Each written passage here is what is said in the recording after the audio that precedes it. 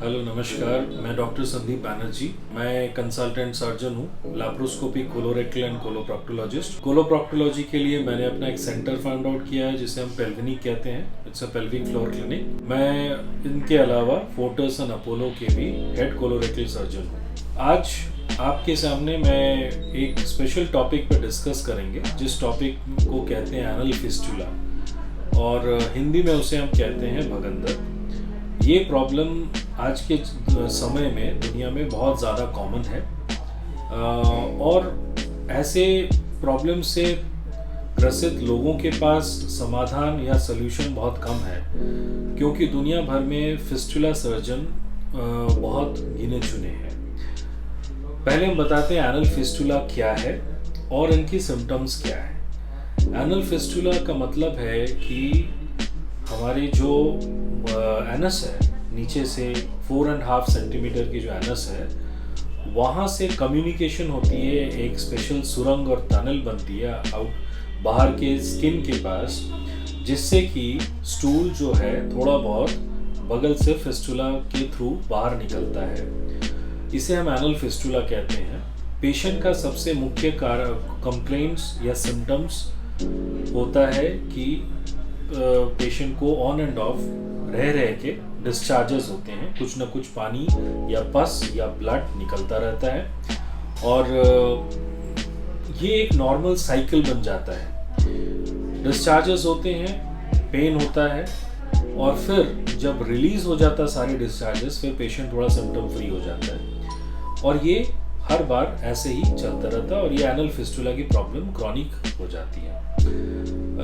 परेशानी ये है कि पेशेंट को पता नहीं चलता कि ये एक प्रॉब्लम है, और ये ऐसी प्रॉब्लम है जिसके लिए सर्जरी करने की बहुत ज़रूरत है। एनल फिस्टुला की प्रॉब्लम बहुत कम ही डॉक्टर या सर्जन ठीक कर पाते हैं, और इसीलिए एक स्पेशलाइज्ड फील्ड है, एक स्पेशलाइज्ड। सो पहले आपको जानना पड़ेगा कि ये क्या चीज़ है और इसकी कितनी टाइप्स होती हैं। एनल फिस्टुला सिंपल से लेके कॉम्प्लेक्स, मतलब जटिल हो सकता है। किताबों में 5 प्रकार की एनल फिस्टुला दी गई हैं, और एनस के आसपास जो मांसपेशियां हैं, जिसे हम स्फिंक्टर मसल कहते हैं, जिसे 2 प्रकार की मांसपेशियां होती है, इंटरनल और एक्सटर्नल मांसपेशियां, जिसमें इंटरनल मसल जो है वो हमारी कंट्रोल में नहीं होता है, एक्सटर्नल मसल हमारे कंट्रोल में होता है। तो ये एनल फिस्टुला और भगंदर जो है, कभी कभार ये दोनों मांसपेशियों को थ्रू एंड थ्रू पियर्स करते हुए अंदर जाती है, जिसे हम जटिल फिस्टुला कहते हैं। जो सिंपल फिस्टुला है उसको तरीके से पूरी तरह निकाल देनी चाहिए, जिसे हम फिस्टुलेक्टोमी कहते हैं।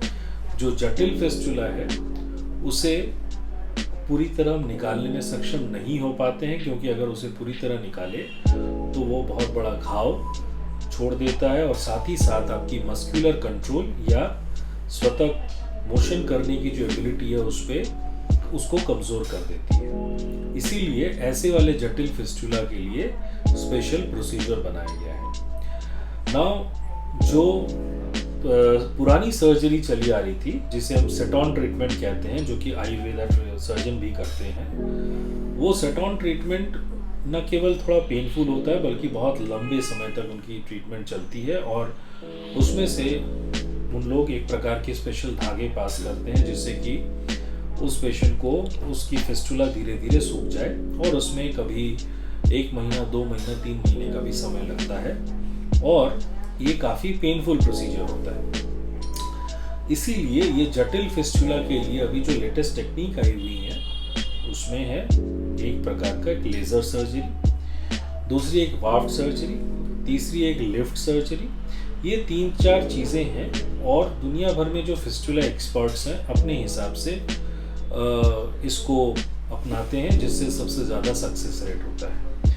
हम लोग पेल्विनिक में कभी कभार 2-3 सर्जरीज का मिक्स करते हैं, या फिर मोस्ट कॉमनली हम लेज़र फिलैक्स सर्जरी करते हैं। लेज़र फिलैक्स सर्जरी मोटा मोटी ये होता है कि उन जटिल फिस्टुला जिनको हम पूरी तरह निकाल नहीं सकते, उनके अंदर हम लोग एक तरह से फिस्टुला की इन्फेक्टेड टिश्यू, मतलब खराब हुए उनकी जो अंदर की लाइनिंग है, उनको हटा के हम लेज़र से उनको बर्न कर देते हैं, जला देते हैं, ताकि धीरे धीरे वो फिस्टुला हील हो जाए। ऐसे करने से महीने 4 से 6 हफ्ते में धीरे धीरे वो फिस्टुला हील होते हैं। और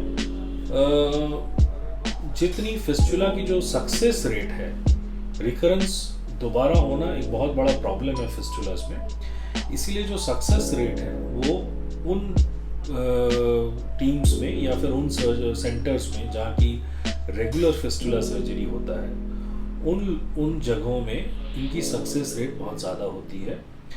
वैसे ही हमारे ही भी सेंटर में, पेल्विनिक में, हम लोग इस चीज़ का स्पेशल ध्यान रखते हैं कि जब पेशेंट एनल फिस्टुला से प्रॉब्लम लेके आता है, उन्हें डायग्नोसिस करना और उनको ये बताना कि प्रोसेस में कि आपकी क्या प्रॉब्लम्स हैं, और फिर उनको हम पूरी प्रॉपर सर्जरी के तरीके और से अवगत कराते हैं, ताकि उन्हें पता रहता है। पोस्ट ऑपरेटिवली हम उनको मैनेज करते हैं और धीरे धीरे फिर हम फिस्टुला की वो पूरी तरह जड़ से मिटाने में कामयाब होते हैं। हमारी success rate based on that भी काफ़ी अच्छा है, क्योंकि पिछले कई सालों से हम ये एनल फिस्टुला पे कॉन्सेंट्रेटेड सर्जरीज कर रहे हैं। और मैं मानता हूँ कि कोलोरेक्टल और कोलोप्रॉक्टोलॉजी में वन ऑफ द मोस्ट सबसे ज़्यादा जटिल प्रॉब्लम्स और जिनके लिए जितने सारे पेशेंट परेशान होते हैं, वो है एनल फिस्टुला। सो समय रहते आपको ये पता होना चाहिए कि आपको एनल फिस्टुला की प्रॉब्लम है नहीं है, और अगर है तो सही उनकी ट्रीटमेंट लेनी चाहिए। सिम्टम्स में सबसे कॉमन, जैसे मैंने आपको पहले बताया, सबसे कॉमनली पेशेंट के एनस के आसपास एक ओपनिंग होती है, जिससे रह के उनके डिस्चार्जेस बाहर निकलती है। ये एनल फिस्टुला की प्रॉब्लम न तो आप हल्के में लें और न ही ये किसी ऐसे सर्जन से ऑपरेट करें जो कि रेगुलर एनल फिस्टुला की सर्जरी नहीं करते हैं। स्पेशली ये एक स्किल्ड और एक स्पेशलिस्ट सर्जरी के नाम से जाना जाता है, इसीलिए जो कि फिस्टुला सर्जन है उन्हीं से ही आप ट्रीट करवाएं। धन्यवाद।